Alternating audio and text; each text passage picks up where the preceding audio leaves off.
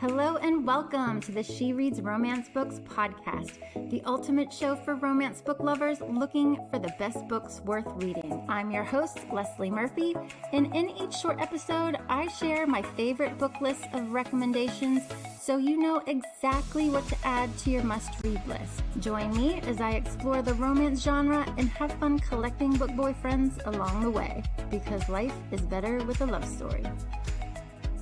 Hey readers, I am so glad that you are tuning into this episode because I got a chance to talk with one of my all-time favorite romance authors.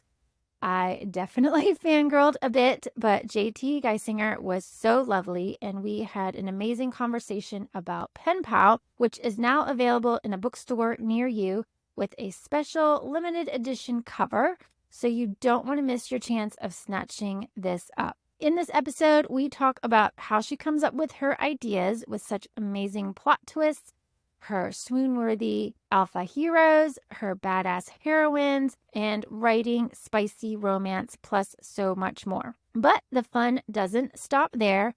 I highly encourage you to go ahead and join the She Reads Romance Books book club, where you will get instant access to the exclusive extended video interview with JT, where we continue the conversation and talk about some of her favorite romance books, how she got started writing, plus she was a really great sport in playing Fuck, Marry, or Kill with her heroes, and playing my version of the this or that game, and her answers were pretty awesome, not gonna lie. To get access to this extended interview, go to shereadsromancebooks.com/book club. Plus, when you join, you will also get all the details for our July book of the month, which is The Rom-Commers by Catherine Center, and access to our author Q&A session, which is going to be coming up at the end of the month, where we get to talk with the amazing Catherine about her book, and it's going to be so fantastic. But now on to the lovely JT Geissinger. Okay, hello readers. Welcome back to the She Reads Romance Books podcast. I am so excited about the special guest that I have today. She is one of my all-time favorite romance book authors. I think it was when I read Melt for You, I think is the first book that she wrote that I read. And I was like, okay, nobody bother me. I'm going to go back and read everything that this woman has written. And I think I've read everything since, including, I think, one of her most popular books to date, which is Pen Pal, that is getting a special re-release this month. We are going to talk all about that book and more. So welcome, JT Geissinger. Hi, thank you for having me. Absolutely welcome. Well, it's no secret to anybody who's followed me on She Reads Romance Books that I'm a huge fan of all of your spicy romance books, but especially those with a twist. And one of those books is, as I said, getting a re-release this month, Pen Pal, with this amazing cover and a bonus chapter. Yay. But for those of us or listening who are not familiar with Pen Pal, can you give us a little taste of what it's about? Well, Pen Pal, you can either call it a dark contemporary romance or you could call it an erotic thriller, I guess, depending upon what your definition of a happily ever after is, because it's a little murky there at the end, but it is the story of a woman who was recently widowed named Kayla, and the book opens at her husband's funeral. And when she gets home from the funeral, she finds a letter on her kitchen table from a man named Dante who she doesn't know, and it's from the state penitentiary, and he basically tells her that he'll wait forever if he has to, and she has no idea what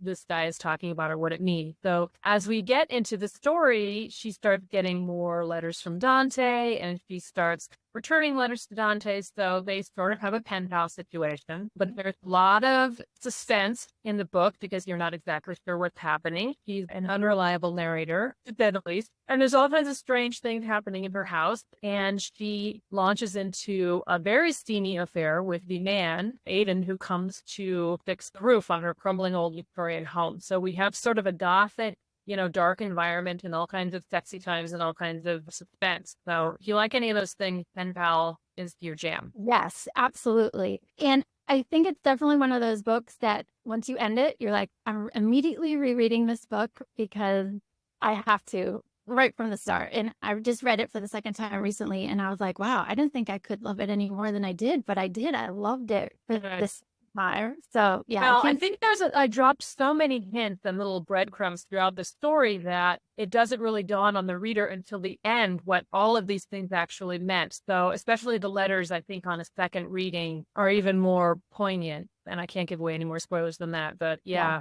it's always good for a reread. Yes. What has been some of your favorite feedback that you've gotten from readers about this book? It's funny because I get a lot of very visceral emotional reactions one way or another. Either loved it and they go on, or they didn't like it and they want to tell me why they didn't like it, which is totally legitimate, right? Every book, not for every reader, but I'm the kind of writer who likes to surprise myself. And so I think that translates to my readers and my work because all of a sudden there's some big twist that sometimes I didn't even see was coming. And so that makes it fun for me to write. But a lot of the interesting feedback I got, and this is probably going to be spoilers, are from people who had experiences similar to the ones that I had that I talked about in the acknowledgement when my father passed away. And so that was kind of the most meaningful discussions that I've had with readers because, God, I don't know how much to say without giving. I know. It is really hard to talk about it without giving anything away. Yeah, but it does seem to resonate with readers on a deeper level than just it's your traditional romantic love story because there's a lot of other stuff going on there. So it's gratifying to hear from readers, when a book touches them that way. Yeah. And I know a lot of people too sit, or maybe you've described it this way, as a non-traditional romance. Do you find that it's an apt description for it, or? I did, but I think that also in quote unquote dark romance, we can really stretch the boundaries more. I mean, I guess traditional romance, people are expecting a certain type of happily ever after. But with all kinds of books that have coming out over the last few years, I guess especially since the pandemic happened, there's a lot of dark themes, and taboo romance is a big thing, but we could still have a happily ever after even with all these heavy dark themes. So I think the definition of, traditional romance is being stretched, but I would say this one is a little bit less traditional than some of the other ones I've done. Like for instance, Melt for You, you mentioned it's a rom-com really, and so this is not that. Right. And no, it's not a rom-com. Although there are some, lighthearted moments, but no, it's pretty dark. But it grips you. And I agree, like people should just go into it blind, but it just grips you from page one because you're just like, what is going on here? Getting these letters, what's going on in that? And you just have to like keep going. And yet you also want to slow down because you're like, wait, I don't want this book to be over quite yet because it's so good. Well, I wrote it with a little bit of a cliffhanger in every chapter so that it pulled you through the book because the core of the book is the mystery of what is going on, right? So I had to make that mystery compelling enough that once you start finding out solutions for little things, another new question comes in. So I do think that it's a pretty quick read in that way. I've had a lot of readers tell me that they read it in 1 or 2 sittings because they just couldn't put it down. So, and it's not a very long book. I think it's just over 300 pages. So I really cut to the chase in a lot of those scenes. Yeah. Well, one of my questions, and I knew we were going to chat, and in my Facebook group, there's another, I told people, I'm talking to JT, what are your questions? And gentleman Nathan posed the same question. He's like, I need to know, like, how to come up with this idea and like all of her plot twists, because that's an easy thing to do. And yet you make it seem so easy, but I don't think it is. So how did you come up with this idea, let alone the twist you come up with? Well, for this particular book in Pen Pal, it actually came from a character that I was writing in another book. I was on the 3rd book in the Queens and Monsters series, and the heroine had been kidnapped by a Russian assassin, and he takes her to his cabin in the woods. And she's a book editor, and she starts writing a book because she has all this time. And in this book, she gives away, like, I'm writing a book about, blank, blank, blank. And that's where the idea came from. And I'm like, hey, that sounds like a really good idea for a book. But also there's all of the movies and things. And again, my dad passing that influenced this particular book. And I had to know the ending of this book. A lot of times when I'm writing books, I don't know what the ending is. I start with 2 main characters in a conflict and I just see what happens from there. So when the twists arise. They surprise me too, which is a lot of fun. But in Pen Pal, I had to know the ending because I was building all of these blocks that led to the ultimate reveal. Sometimes it split out, and other times it's just That's awesome that you wing it. I can't even believe that. That's pretty cool. But does that make it easier or harder when you do know the ending, or are both every situation sort of different, every book? Well, I give myself a lot of leeway to play with it. I don't plot at all. I tried that one time and I hated the process so much that I never wrote when I was plotting. So, like I said, I just start with the two characters in a conflict and a general idea of the tone, whether it's going to be more lighthearted or darker. And I let the characters tell me who they are and let the story unfold. And I love the messiness of that because it can be very surprising. And it's sort of the way that I live my life too. I'm very spontaneous. I don't like to have anything planned out too much in advance because I find it just don't expect. And so that's how I write my books. I'm just like, let's see where this goes. Well, I love that. So it's kind of like just this really fun, activity for you that you said surprises yourself. I love that. Whenever I find myself sweating or crying or laughing, my husband thinks I'm a lunatic because this happens all the time. He'll walk by the door and he's like, you're making that all up in your mind, right?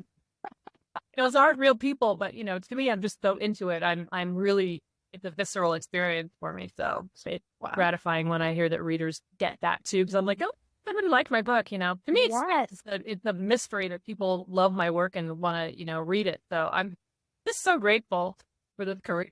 Well, I love all of your characters, honestly, but your heroes, right, are some of my all-time favorites. And I think what I love, and that's consistent in a lot of them, is just their confidence, the confidence that they exude. What are some of your favorite traits that you love to give your heroes in general? Well, in general, I like them to be multifaceted. So what you see is not always what you get, which I find, most people are that way. We're all sort of acting to a certain degree. I like them to be extremely loyal. Like there's no cheating. Once he falls in love, he will die for her. He will burn the world down for her. To me, that's very romantic. I'm not the reader who loves to read about, a male character who wants to share his woman. Because, for me, it's a legitimate choice for a lot of people. For me, that's unromantic, so I don't write my heroes that way. But I also like them to have a lot of flaws because it makes for more interesting characters. So if they have, a broken side to them or a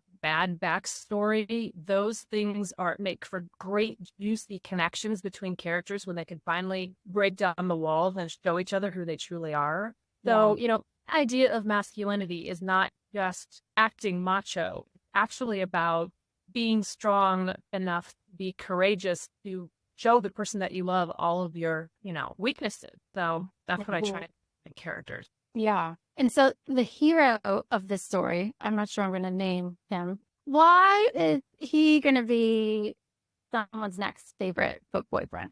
What do you love most about him? Well, he's passionate. He's very passionate and he's very no nonsense, but he also has, he's had a terrible time. But once he decides that he's going to fall in love with this woman, he's like, I'm all in. So you have to be careful with me because, I think you could break me if you're not careful with me. But he shows her in all of his words and his actions how dedicated he is. Even though she gets very frustrated with him because, as many people do, I won't just say men, but as many people do, he just sort of has a hard time articulating at the beginning, what's going on. And so he'll just walk away in the middle of a conversation. But he's a man of few words in this book. He is, but he has such a tender, soft side, which to me, when you have a big, masculine, muscular guy that just has this ooey soft side, it's just deliciousness. That's catnip for me.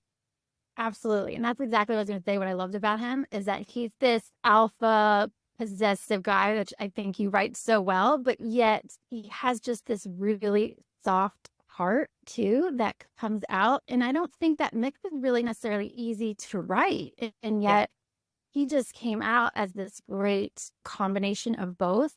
And one of my favorite scenes from Pen Pal that sort of showed that is the scene in the woods where it's theme.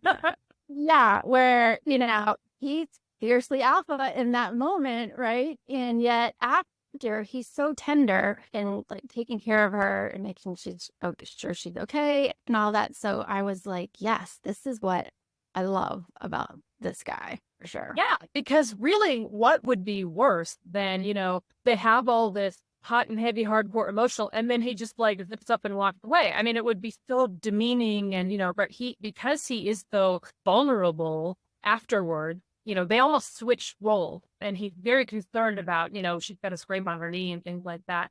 And it shows his caretaking side. Yeah, which is just you fall in love with that. You do. Yes. Yeah. So love your heroes, but your heroines, oh my gosh, like they're amazing and some really badass women. I mean, I loved Sloane from Cardinal Urges. I know a lot of people love Sloane.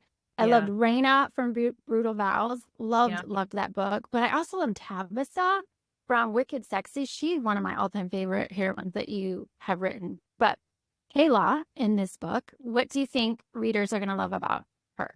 Well, Kayla, I want to say is like an everyday gal. Some of my other badass heroines, one is the leader of a mafia or becomes the leader of a mafia. Another one is like a super smart tech genius. But Kayla is identifiable, I think, because she's a regular woman and has regular problems, and she's just trying to get through life with this, struggle and this terrible thing that happened. And she has her ways of dealing with things. She drinks a little bit too much and she's very sarcastic, which I like to make all of my heroines kind of, sarcastic that way.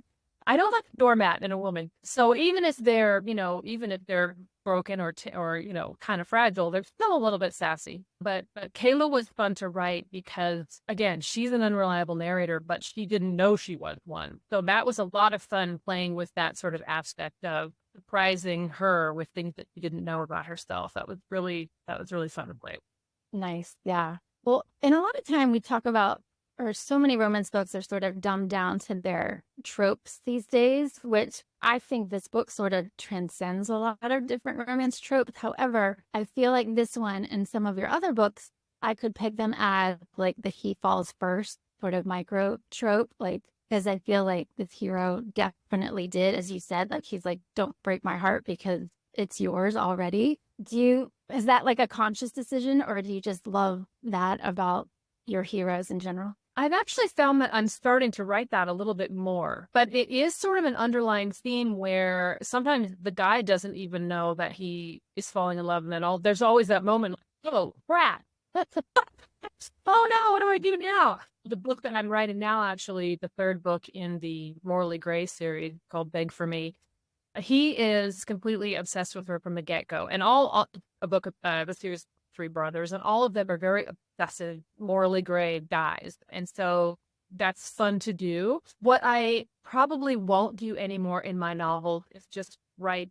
I mean, I love irredeemable guys. I love to redeem them, but the playboy who is just sleeping around with everyone, I've played with that a little bit before, but I don't know, maybe older that I get, the more that I'm really like, no, I want that true love connection where one or the other of them is just fighting their feelings, or they recognize it or something, because that's juicy. Yes, definitely. Yeah. I want that rock of a guy, like I don't need to even if he's insane, like in my Morally Gray, they're totally unhinged, but they're 100%, in love with these women, whether they like it or not. Yes, exactly. Yeah. But I love the he falls first. And I think you do that really, really well in so many of your books. I like to do enemies to lovers too, because that provides a lot of excitement and friction. So yes, I mean, Sloane and Declan for sure, comes first to mind, of that like chemistry that just explodes in the best ways in your books. But so this book, you're indie author, right? Which I think is amazing in how you've now sold like millions and millions of books. So before we get into how now this is a book that people can find in bookstores, which must be so beyond exciting, what's it been like being an indie author in the sort of the pluses and minuses that sort of track has taken you? Well, actually, I started off with Montlake Publishing. So started off, so I'm a hybrid, technically. Yeah. I started off with Montlake, but because they were a brand new imprint when I signed with them in 2011, it was almost like the Wild West there. So they didn't have a cult there that was like the traditional New York publishing. It was a lot more go with the flow. So I started out in a really good place that way. And I wrote 16 books for them. And then I decided that because I'm an entrepreneur, my husband and I had always owned a business together for 20 years before I even started writing. I like to do things myself, and I'm a control freak. And in publishing, it takes a long time to publish things, and these schedules are, a year and a half, 2 years out from when you actually turn the book in. So Wow. I got impatient with that, although I have nothing but good things to say about Motley because they were a very supportive partner for me. But, sometimes it's time to grow. So I started writing indie books, and that is when everything really took off for me. I mean, I had a solid readership before, but when I started writing indie in my first Mafia series, that coincided with the pandemic shutdown. So it was like May of 2020 when I published my first Mafia book. And after that, everything just took off. I mean, my sales doubled and doubled and doubled every year since then. And so, I was loving all of that. But of course, as you can imagine, being an indie author, everything is on my plate. So, I have to arrange the cover, the editing, all of the scheduling, uploading to all the different various retails. And there's just a lot of spinning plate. Right.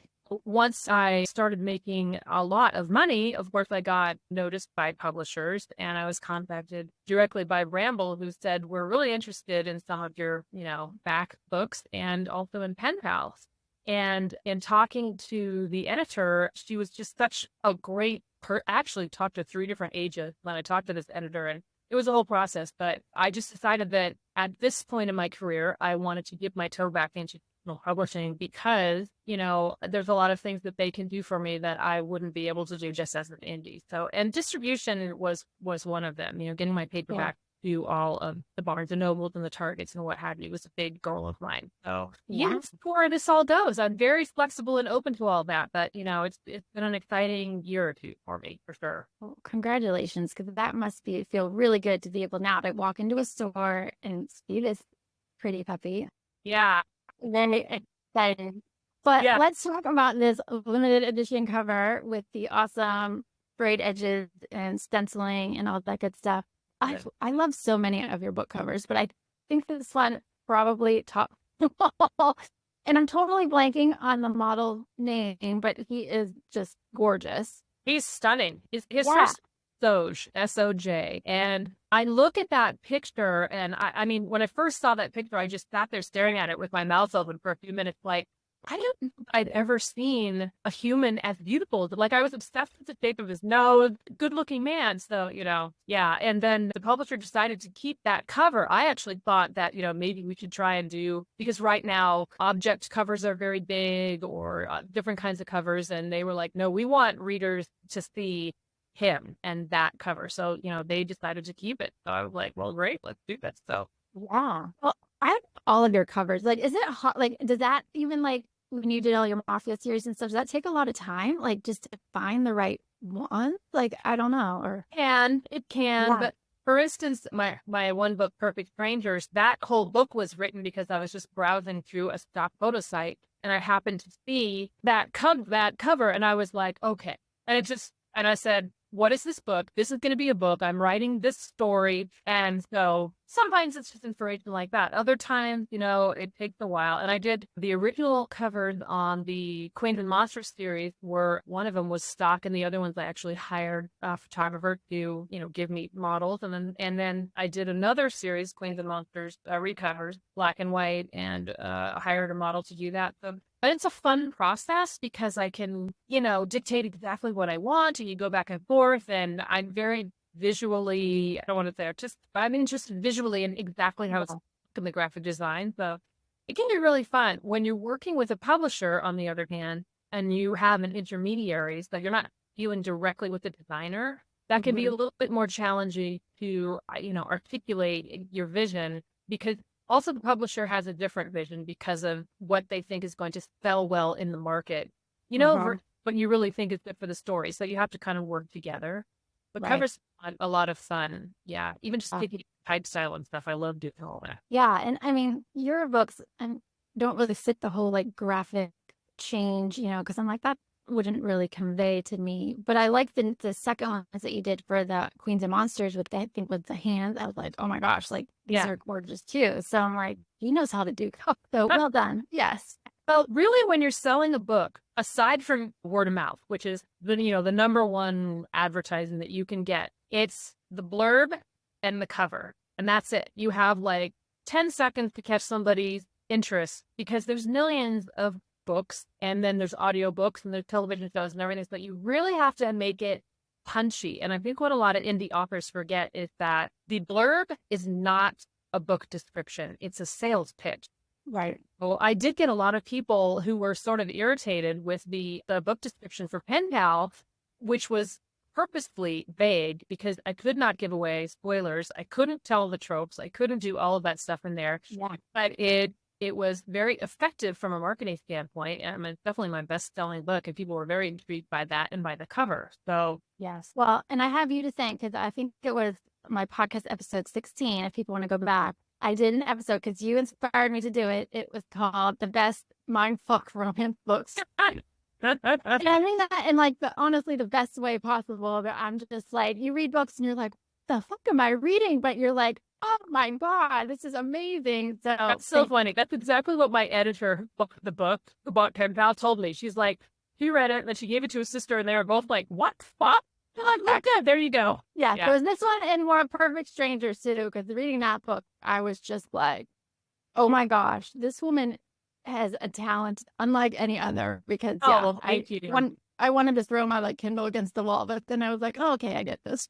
Well, I like that. I like to get some kind of reaction because, I mean, we all read a lot, right? And you don't always have to read, some book that breaks your brain. But so many of the books that I read they're good, but, they're forgettable. I will never remember the character's name and I won't remember anything. And it's totally fine. We all need that. But I like to make it memorable, either if there's a big twist or if there's some kind of drama or if there's angst or if it's really funny. I just like to write books that are memorable. And that's actually kind of difficult for a publisher too, because they really like you to where's your lane? Stay in your lane. What are you writing? Right. Are you writing are you writing romantic comedy? Right. I'm kind of one of those writers who I just like to write what is interesting to me at the time and not get stuck in a little box. Yeah, because predictable is boring. You definitely want memorable. So absolutely. But let's talk spice, okay? Because I think I remember reading in, I think one of your Facebook groups at the time you wrote Ruthless Creatures, and you said that was by far your raciest book that you've ever read. But I think you've surpassed that in the book. I have. Wow. And did that book just sort of like unleash for you? You're like, yes, I'm going for it. Or is it because readers were like, give me more? Or tell me your thoughts on spice. So there's a little story behind that. When I wrote my first novel, my dad was still alive. He passed on since, but he was so proud that I was going to be published that he bought all these copies of his books. He's like an elderly, like aerospace engineer, and he bought all these copies. And I'm like, Dad, it's a spicy romance novel. Like, sections. We're all adults. Don't worry about it. It's fine. So when he read it, of course, and he distributed them to all his 70-year-old friends, he was shocked. He was like, where did you learn that? It wasn't even that spicy, but there was the turns. So I think it got into my head a little bit. And after that, I wasn't, I felt a little bit reticent about really going there. And then both my parents passed away. And after my dad died, I felt, I don't want to say a sense of freedom, but there was no longer anything holding me back. And I had gotten a lot of great feedback from readers about, they liked my stuff. So when I was writing Ruthless Creatures, Cage would say these things to Matt, and I would just sit there like, oh my God, I'm going to get such hate mail. And I realized against myself because there was a lot of things coming out of his mouth. And it's like, this guy is such a red flag. It's not even funny. So just write the book. And at the end, if you still feel like it's horrible, you can go back and take it out. Well, I didn't go take it out because I'm like, this is just who the character really is. And I got great feedback from that book. Everybody loved it. And, Daddy Cage and all this stuff. I'm like, well, okay, so we're on the right track. Yeah. And you do it in a way, like so many books since then, where I feel like it still feels original. I don't know if that's hard where it starts to, all the same phrases or something starts to come out, but I don't feel that way when I read your books. I feel like all the heroes just sort of have their different way and how you bring it out. And I Yeah, love I that. mean, because Yeah. every person is different. You can't, and I never want to get to the spot where it's just becoming rote, where I'm just regurgitating the same sex scene the same way. But there's, pen pal, that was the first time I had ever done primal play. And actually, when I was writing it, I didn't even know that there was a term for that. But when somebody read it and they did a review on it, it's like, oh, the sexy primal play. And I'm like, well, let's put that in. Okay. So I want to do more of that. But not every male character doesn't feel right for him to say all the words. Maybe he does more things, but he doesn't say them, or vice versa. So it all depends on the chemistry of the couple. Yeah, to keep it fresh. Yeah. Well, and to your point on that primal play, like, he calls her Bunny, and I'm like, I didn't think I would ever like a nickname where he's like Bunny, but I'm like, this totally worked for me in this book, and he was definitely the lion. So yeah, I mean, some of the stuff that you come up with or you read, you think, oh, that's weird. So you always discover things about yourself through books. Yes, absolutely. Oh, well, like I said, loved pen pal. First time around, second time around.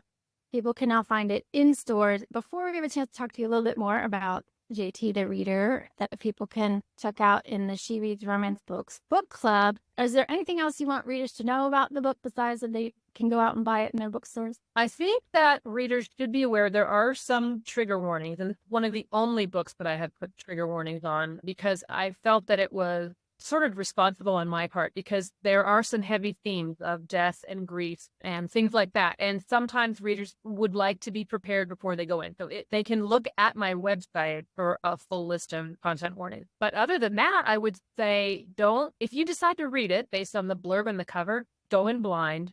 Don't read other reviews, because there are so many things that could spoil the enjoyment of reading for you if you know what they are in advance. Absolutely. Go in blind for sure. And there you have it, folks. I cannot stress that enough, that you should absolutely put pen pal on your TBR list if you haven't read it already. Don't even bother reading any reviews, because they will just spoil it for you. Trust JT and go into it blind and just enjoy the ride. Trust me, the hero of the story is going to become your next favorite book boyfriend, because he's definitely one of mine. As a reminder, you can hear even more from JT, why she reads romance, some of her favorite romance books worth reading, and her answers to the fuck, marry, kill when it comes to her amazing alpha heroes, and so much more.